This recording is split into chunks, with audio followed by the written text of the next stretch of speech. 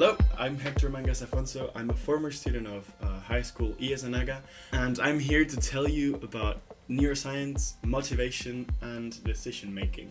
I am currently studying cognitive neuroscience and psychology in the University of Manchester, and I am 19 years of age, which means that I am 1 year behind.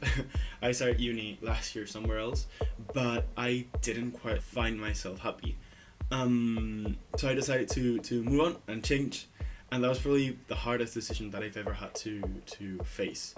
And that really gave me a view on how important making decisions is, and how important it is to be in the right state of mind to make them.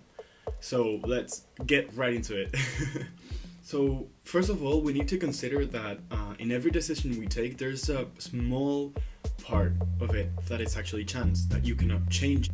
But we have a certain amount of decision power that we can use to determine what we're going to do and what's going to happen. In order to accomplish the best of it, we need to be in the right state of mind. So let's get with the basics. What is decision making? Well, decision making is, according to psychology, the mental process with which we get to choose what's best to do.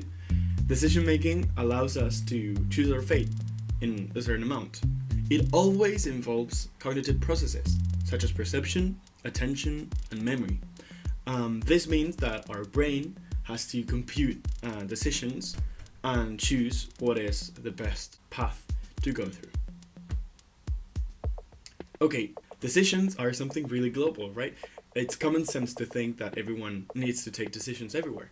But it's really interesting to take a look at how different languages treat the word decision and decision making. For example, in English, we say make a decision. We use make as if we were constructing something.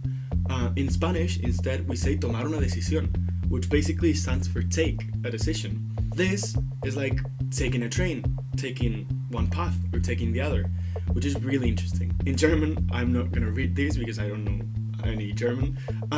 They use the verb treffen, which basically means meet, to meet. Meeting the decision. You're basically meeting with them, which is really interesting because it gives you an insight on how they see fate, decisions, and your future, basically. Okay, so what's the best way of making a decision? Christina Guo developed the DECIDE framework in 2008. It basically stands for the 6 different steps that we can take in order to make a decision. The first one would be define the problem. Basically, what is it that we need to decide on? The second is establishing all the criteria, which basically means deciding all the variables that are gonna be in consideration in our decision. Then consider all the alternatives, so all the different values that these variables can take. The fourth is identifying the best one, basically choosing what's the best to do. Then develop a plan of action to see what we're going to do and how we're going to do it, and evaluating the results and receiving some feedback so that we can evaluate how good our decision was and react in consequence. Okay, so the DECIDE framework works when there's a problem to solve. There's something that we don't know everything about, and that is basically problem solving. Then we've got expertise. Problem solving and expertise can be put in both extremes of a line, where problem solving would be the one that gives you the slower solution, and expertise a faster one. With expertise, you've got the most knowledge available. You basically know all the variables and know how every outcome is gonna work out. Whereas with problem solving, we need to evaluate everything and choose what's best to do. But how do we do this faster? We cannot get all of the knowledge into problem solving, because then we basically have expertise. That's what differentiates both of them. So basically, what we need to work with is the different cognitive processes that we mentioned before. So basically, attention, perception, and memory need to be working at their best in order for us to decide in the best way we can. The first thing we need to know is that mental states affect performance. This means that how are your cognitive processes will affect how good you are at making decisions. But how do we achieve the best performance? with healthy decisions. And what are they?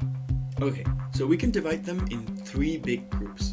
The first ones refer to sleep, the second ones to nourishment, and the third ones to motivation. This is a really big category, motivation.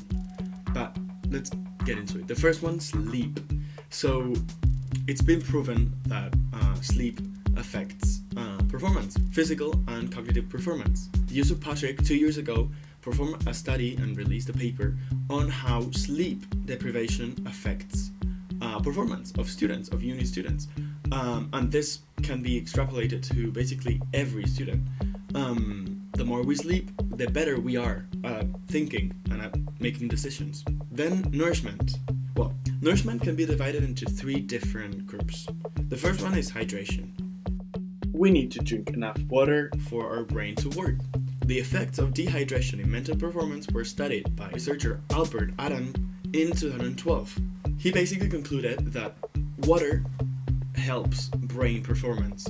Not only physical performance will be affected, so basically our cognitive processes will be affected by how much water we drink.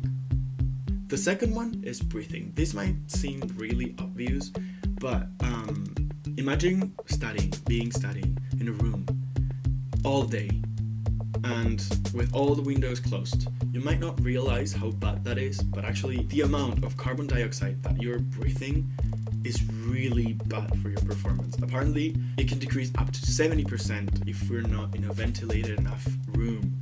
Also, the breathing pattern that you follow affects how well you perform. So, taking it easy and breathing good air will definitely help you.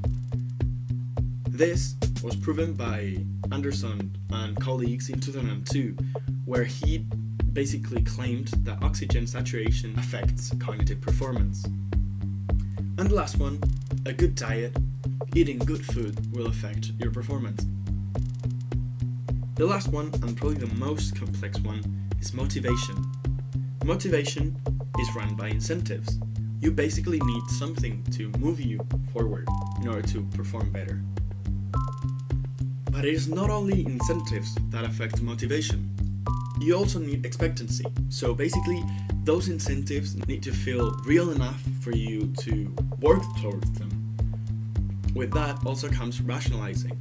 You need to see the bigger picture, see yourself within the goal that you're trying to achieve in order to feel motivated towards it. It's really important to have a rational picture of everything as a whole in order to feel motivated. It has been proven that motivation leads to happiness. This means that being more motivated will make you happier. But it is not a one-way path. There's a symbiosis between motivation and happiness. This means that happiness will also make you feel more motivated.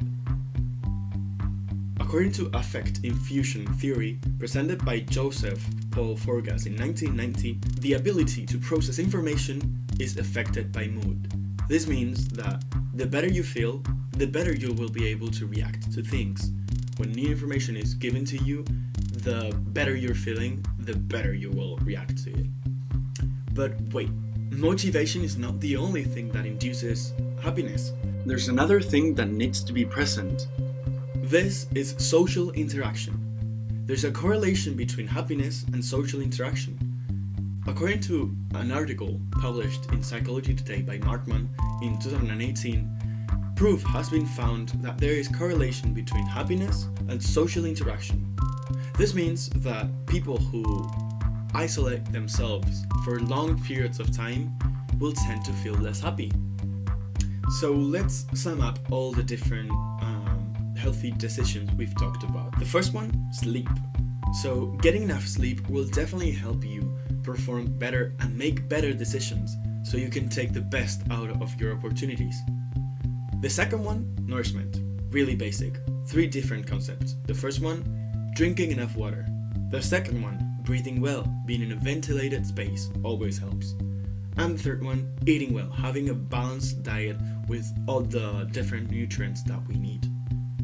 The third one might be a little bit harder to get, but it's basically about rationalizing and engaging in social activities. So if you sleep well, you nourish well, and you feel motivated, there's a chance you will make better decisions. This, of course, sounds way easier than it is. There are always different things that affect us that we cannot change. But trying to see the goal to work towards it is always important. Okay, so this is it. I hope I wasn't too boring, and hopefully you got to learn something new. Thank you so much for listening, and I'll see you.